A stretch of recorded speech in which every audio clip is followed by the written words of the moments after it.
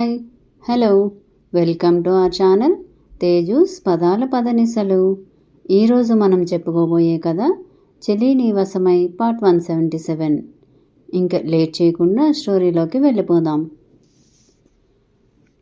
రాజేశ్వరీదేవి పిలిచినా పలకకపోవడంతో ఆమె భుజం మీద చెయ్యి వేసింది స్వీటీ. ఉలిక్కిపడినట్టు చూసింది రాజేశ్వరీదేవి. ఏమైందమ్మమ్మ అని పిలిచింది. ఏమవుతుంది? కళ్ళ ముందు నిజాలు కనిపించి ఉంటాయి. నేను చేసిన పాపాలకి సాక్షులు లేరు అనుకున్నట్టున్నారు. అందరికన్నా పెద్ద సాక్ష్యం ఆ పైవాడు. ఎప్పుడు ఎక్కడ ఎలాంటి సందర్భంలో నిజం బయటకు రావాలో ఆ దేవుడికి తెలియదా? వెటకారంగా అన్నాడు బాలు. రేయ్, ఏం మాట్లాడుతున్నావు? కోపంగా ఉరిమి చూసింది రాజేశ్వరి. నీ తాటాకు చప్పుళ్ళు నా దగ్గర కాదు.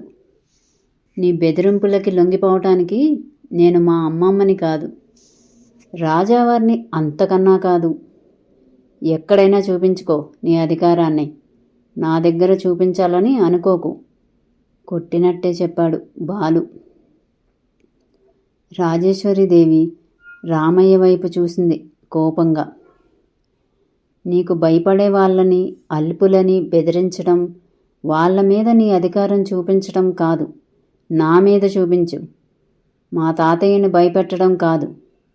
నీ గురించి, నీ నిజస్వరూపం గురించి తెలిసిన నా ముందు చూపించు నీ పొగరు. వయసులో పెద్దదానివి అన్న గౌరవం కూడా కలగటం లేదు నాకు నీ మీద. ఆడవాళ్ళలో అమ్మవారిని చూసే బ్రాహ్మణుడిని.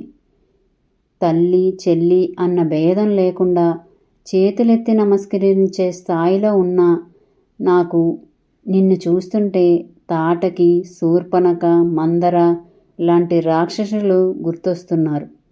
వాళ్ళైనా వాళ్ళ పిల్లల విషయంలో నీలా ప్రవర్తించి ఉండరు. త్వరలోనే నీ చీకటి జీవితం బయటకు రాబోతుంది. నేను నా చెల్లెలో కాదు ఆ పని చేసేది. నువ్వు నీ చేతులతో పెంచిన నీ మనవడే ఆ పని చేసేది.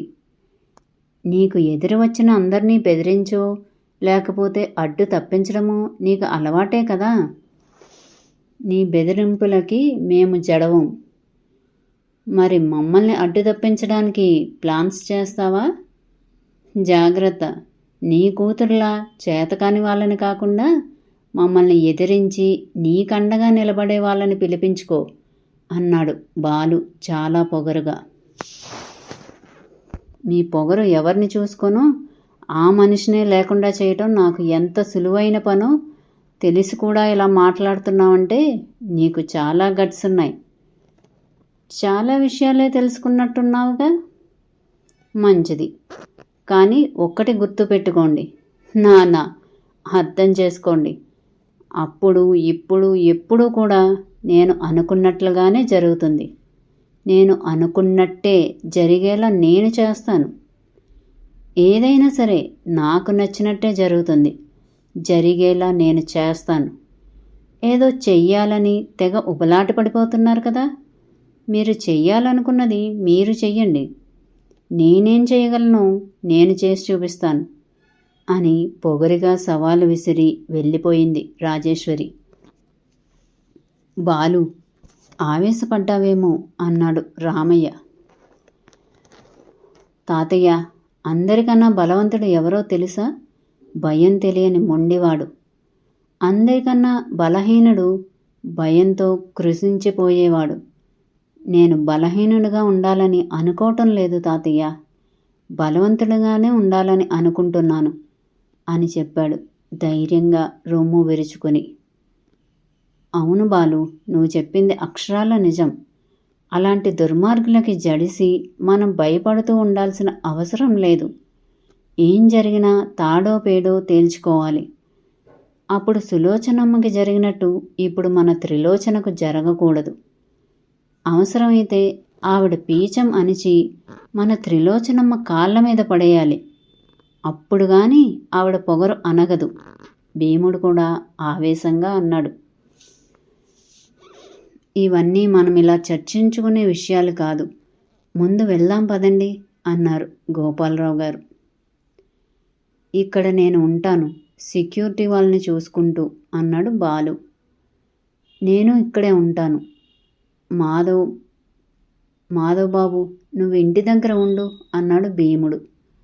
సరే అని చెప్పి పెద్దవాళ్ళని శారద వాళ్ళని తీసుకుని వెళ్ళిపోయాడు మాధవ్. బాలు భీముడు ఇద్దరూ కూడా అక్కడే ఉన్నారు, సెక్యూరిటీ వాళ్ళని జాగ్రత్తగా గమనిస్తూ. ఇంట్లోకి వెళ్ళిన రాజేశ్వరి కోపంతో కనిపించిన ప్రతి వస్తువుని విసిరికొడుతుంటే, అమ్మమ్మ ఏమైంది, ఎందుకిలా ప్రవర్తిస్తున్నావు అని అరిచింది స్వీటీ. ఆ మాటలని అస్సలు పట్టించుకోకుండా తన ఫోన్ తీసుకుని కాల్ చేసింది. కాసిం అని గంభీరంగా పిలిచింది. తన పర్సనల్ సెక్యూరిటీ హెడ్ అతను. చాలా కాలం క్రితమే రిటైర్మెంట్ తీసుకుని వెళ్ళిపోయాడు. ఇప్పుడు ఒక సెక్యూరిటీ సంస్థని రన్ చేస్తున్నాడు.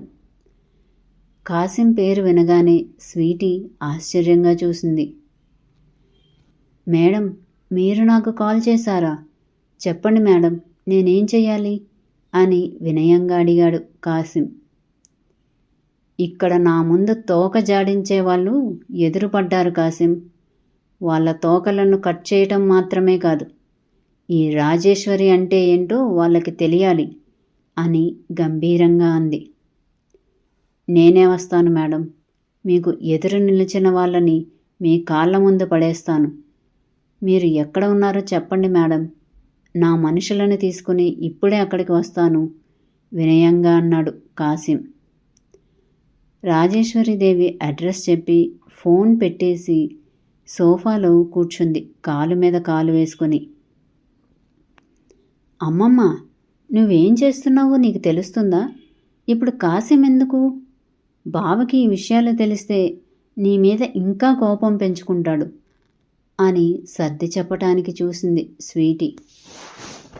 వాడి కోపం ఎలా వచ్చిందో అలానే పోగొట్టడం కూడా నాకు తెలుసు. నా ముందు తల ఎత్తుకుని నిలబడిన ఏ ఒక్కడు బ్రతికి బట్టగట్టడానికి వీల్లేదు కోపంగా అంది రాజేశ్వరి. వాళ్ళకి నీ గురించి ఎవరికీ తెలియని నిజాలు తెలిసాయి, అందుకే వాళ్ళని చంపాలని చూస్తున్నావు కదా. వాళ్ళ నోరు మూయించడానికే కదా కాసింని రప్పిస్తున్నావు అనుమానంగా అడిగింది స్వీటీ. స్వీటీ, ఈ విషయాలన్నీ నీకు అనవసరం, నువ్వు లోపలికి వెళ్ళు అని కసిరింది. స్వీటీ ఏదో మాట్లాడుతుంటే అప్పటి వరకు జరిగేది చూస్తున్న జీవిత మాట్లాడుతూ, స్వీటీ, మీ అమ్మమ్మ చెప్పింది కదా, వెళ్ళు లోపలికి అంది. ఎందుకు వెళ్ళాలి? మీరు మనుషులను చంపుతూ పోతుంటే నేను చూస్తూ నిలబడాలా? మనుషులను చంపడానికి రెడీ అయిన నిన్ను చూస్తే నా తల్లివేనా అనిపించింది ఇన్నాళ్ళు. కానీ ఇప్పుడు అర్థమవుతుంది నీకు ఆ బుద్ధులన్నీ మీ అమ్మ నుండి వచ్చాయని. ఇన్నాళ్ళు మీరంటే నాకు చాలా గౌరవం అమ్మమ్మ, కానీ ఇప్పుడు ఈ క్షణం మిమ్మల్ని చూస్తుంటే చాలా అసహ్యం వేస్తుంది. మీ ముందు తలెత్తి మాట్లాడారని, మీ తప్పులను ఎంచారని చంపడానికి సిద్ధపడుతున్నారు. తప్పుగా అనిపించడం లేదా అని అడిగింది స్వీటీ. నా నుండి సమాధానం కోరుకుంటున్నావా స్వీటీ? అయితే చెప్తాను విను. ఇది నా సంస్థానం. రాజులు రాజ్యాలు పోయినా కూడా ఈ ఊరి వాళ్ళందరూ నా మాట వినాలి. కాదు కూడదు అంటే నేను ఇలానే ప్రవర్తిస్తాను. వాళ్ళని తిరిగి నా గ్రిప్లో తెచ్చుకోవడానికి దేనికైనా వెనకాడను క్రూరంగా చెప్పింది రాజేశ్వరి. ఎందుకమ్మమ్మ ఇంత పంతం?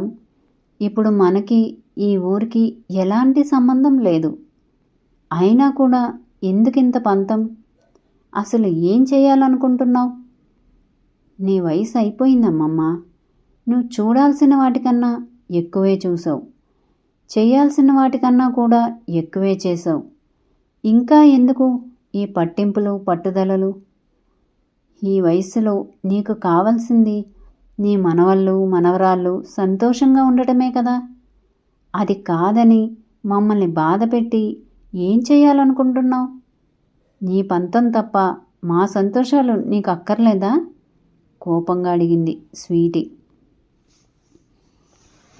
స్వీటీ అంటూ తన చెంప మీద ఒక్కటి పీకి, లోపలికి పో, ఇన్ని రోజులు మా అమ్మమ్మ ఏం చేసినా అన్నీ ఆలోచించే చేస్తుందని అనేదానివి కదా, ఇప్పుడు కూడా అలానే అనుకో. మీ అమ్మమ్మ ఏం చేసినా అది మీ మంచి కోసమే.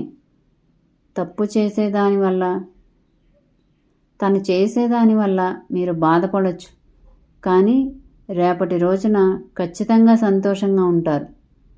ఇప్పటికే చాలా ఎక్కువ మాట్లాడావు, వెళ్ళు లోపలికి. మీ అమ్మమ్మ చేసేవాటికి ఎదిరించే స్థాయికి నువ్వు ఇంకా చేరలేదు అని అరిచింది జీవిత. ఇన్నాళ్ళు నీకు ఎవరి పోలికలు వచ్చాయో అనుకునేదాన్ని, నీ తల్లి పోలికలే వచ్చాయని బాగా అర్థమైంది అని తల్లిని చీత్కారంగా చూసి వెళ్ళిపోయింది స్వీటీ. అమ్మా, దాని మాటలు పట్టించుకోకు. ఈరోజు అది బాధపడినా రేపటి రోజున సంతోషంగా ఉంటుంది. నీ మాటని కాదని నేను నా జీవితాన్ని ఇలా చేసుకున్నాను. నా కూతురికి అలాంటి గతి పట్టనివ్వను. నువ్వు ఏం చేయాలని అనుకుంటున్నావో అది చెయ్యి. నేనెప్పుడూ నీ వెనకే ఉంటాను అని చెప్పి తన గదికి వెళ్ళిపోయింది జీవిత. ఆస్తి మీద మమకారం జీవితకి. ఒక రకంగా చెప్పాలంటే చిన్నతనం నుండి తల్లితోనే ఉంటూ తల్లిలా పెరిగిన జీవిత తల్లిలానే జీవించాలని అనుకుంది. అందరూ తన మాటలు వింటూ తను చెప్పేది ఫాలో అవుతూ తనకి తను ఒక రూలర్లా, ఒక డిక్టేటర్లా ఉండాలని అనుకుంది. కానీ అది సాధ్యం కాలేదు. దానికి కారణం తనకి ఎదురుగా తన తల్లి ఉంది. తల్లి ఉన్నంత వరకు తనకి అలాంటి పొజిషన్ రాదు. తల్లి అడ్డు లేకపోతే ఇంకా తనని ఆపేవాళ్ళు తన అన్న, అలానే తన మేనల్లుడు. ఇప్పుడు వాళ్ళ అడ్డు కూడా తొలగిపోతుంది. ఇంకా తల్లి వయసు రీత్యా తనకు అసలు పోటీనే కాదు. నిన్న మొన్నటి వరకు ఏం జరిగినా ఇప్పుడు తల్లి వెనుక ఉండటం తనకి ఎంతైనా అవసరం. అది ఆస్తి మొత్తం తన సొంతం చేసుకోవటానికైనా, మేనల్లుడిని అల్లుడిగా చేసుకొని అత్తగారి హోదాలో ఆస్తి మొత్తానికి తన కూతురు వారసురాలు అవ్వటం కోసమైనా ఇప్పుడు తను తల్లి వెనుకే ఉండాలి. అందుకే తల్లికి వంత పాడుతూ కూతురు చెంప పగలగొట్టింది జీవిత. మొదట్లో పల్చగా ఉన్న చెట్లు లోపలికి వెళ్ళే కొద్దీ చిక్కబడడంతో ఎండ వేడిమి తెలియకుండా సాగిపోతుంది అర్హంత్ వాళ్ళ ప్రయాణం. వాళ్ళిద్దరి భుజాలకి 2 బ్యాగ్స్ మాత్రమే ఉన్నాయి.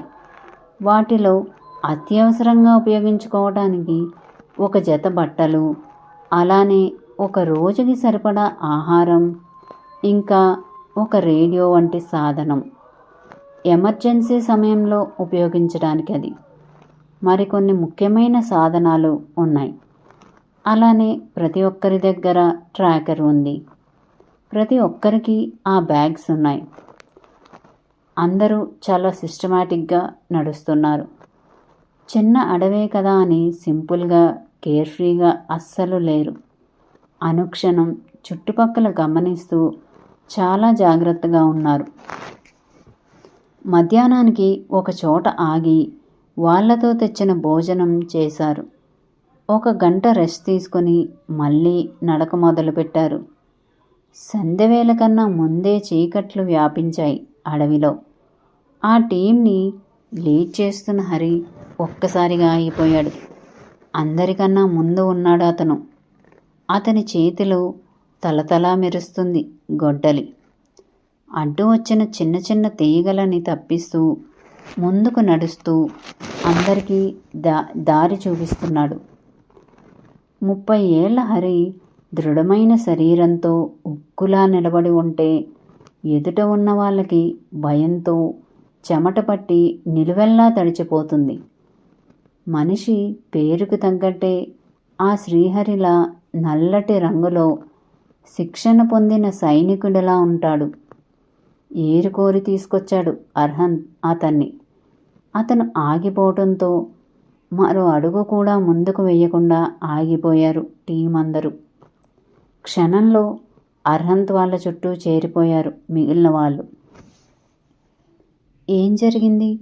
చాలా మెల్లగా అడిగాడు అర్హంత్. మిగిలిన వాళ్ళు పెదవులు కదల్చలేదు. ఊపిరి కూడా చాలా నెమ్మదిగా తీసుకుంటున్నారు. హరి చెవులు రిక్కించి వింటున్నాడు శబ్దాలు.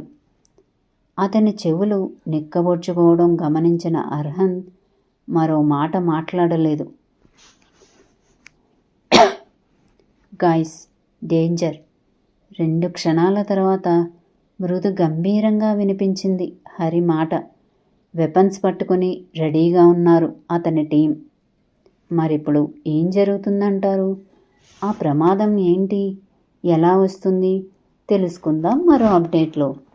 మరి ఈ అప్డేట్పై మీ అభిప్రాయం తప్పకుండా తెలియజేస్తారు కదూ. Thank you friends. మా వీడియో కనుక మీకు నచ్చినట్టయితే లైక్ చేయండి, కామెంట్ చేయండి, సబ్స్క్రైబ్ చేయండి, బెల్ కొట్టండి.